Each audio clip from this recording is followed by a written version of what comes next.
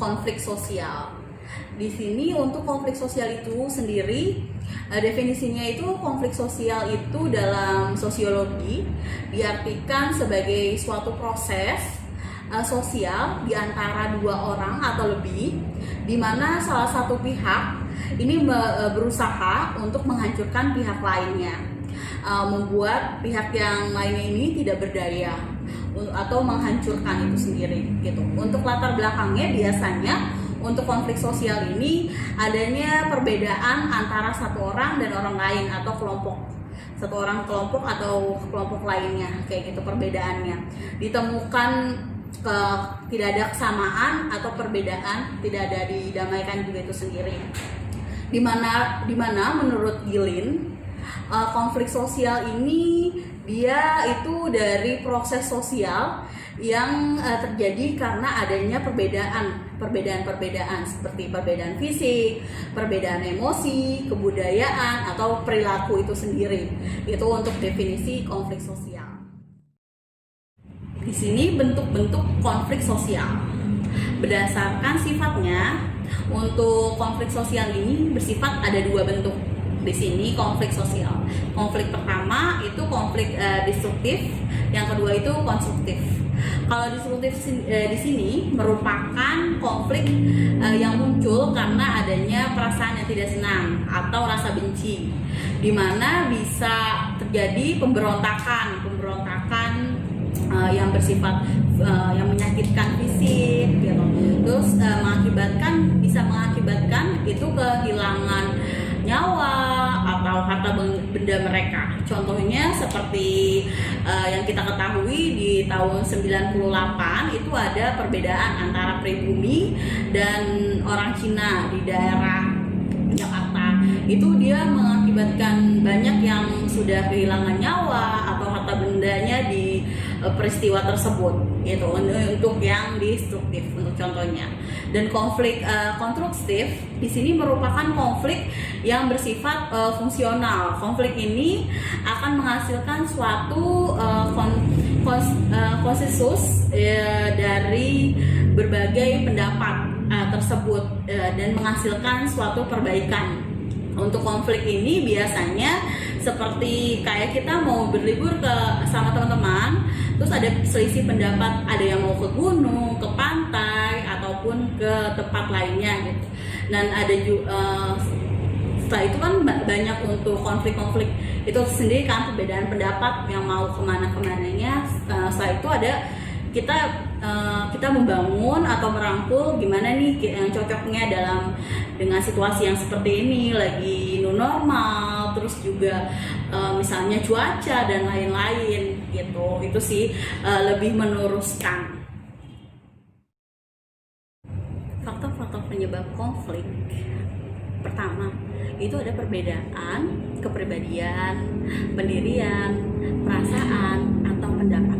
Kedua, adanya perbedaan kebudayaan yang mempengaruhi perilaku dari pola pikir. Ketiga, adanya perbedaan kepentingan atau tujuan di antara individu atau kelompok. Adanya juga upaya-upaya untuk mengatasi konflik ini tersebut. Pertama, konsultasi, kedua, mediasi, ketiga, atribusi, dan keempat itu perwasitan. Itu untuk yang upaya-upaya mengatasi konflik. Dampak dari konflik itu sendiri. Pertama itu pertambahan solidaritas intern dan rasa in group suatu kelompok.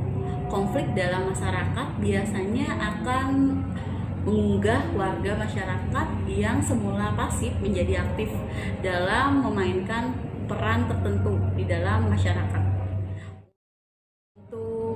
Dampak negatif dari adanya konflik, pertama itu hancurnya kesatuan kelompok. Kedua, adanya perubahan kepribadian individu. Yang ketiga itu hancurnya nilai-nilai dan norma sosial yang ada. Selanjutnya, saya akan menjelaskan ketertarikan interpersonal. Ketertarikan interpersonal merupakan suatu proses yang dengan mudah dialami oleh setiap individu. tetapi sukar untuk diterapkan. Kayak kita di sini susah buat, kita tertarik nih sama dia, kita alami kayaknya pengen kenalan nih sama dia, tapi kayaknya susah untuk kita kenalan, tidak ada keberanian gitu untuk menegur seseorang tersebut, seperti itu. Terus di sini menurut William C. Sukses adanya 3 dimensi hubungan interpersonal. Yang pertama itu ingin masuk menjadi bagian dari kelompok. Ketika misalnya ingin masuk ke bagian kelompok ini, ketika pertama kali memasuki kelompok biasanya kita memiliki kecemasan bagaimana menyesuaikan diri, sehingga timbul rasa takut diabaikan oleh orang-orang lain, takut melibatkan diri dan hubungan dengan orang lain tersebut. Itu untuk yang pertama. Untuk yang kedua itu kebutuhan untuk mendominasi atau dominasi.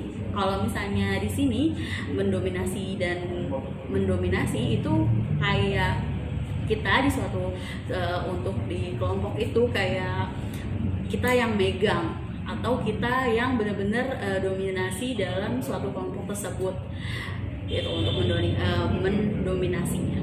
Untuk ketiga itu kasih sayang. Untuk kasih sayang ini untuk kebutuhan menyukai atau disukai. Seperti kita itu menyukai seseorang atau disukai seseorang. Kayak kita tuh harus disukai seseorang atau menyukai seseorang. Dua-duanya kita dapat itu misalnya dari kepribadian kita baik, kepribadian kita mempunyai fisik yang baik. Faktor-faktor untuk mempengaruhi hal-hal tersebut. Itu faktornya yang pertama itu kesamaan. Misalnya kalau misalnya untuk ketertarikan interpersonal itu kayak kesamaan, misalnya sama-sama nih suka membaca atau misalnya sama-sama suka motor, itu lebih cenderung banyak berkomunikasi untuk kesamaannya, karena sama-sama menyukai motor pasti dia akan selalu membicarakan hal tersebut, seperti itu. Misalnya kayak kedekatan, kedua itu kedekatan.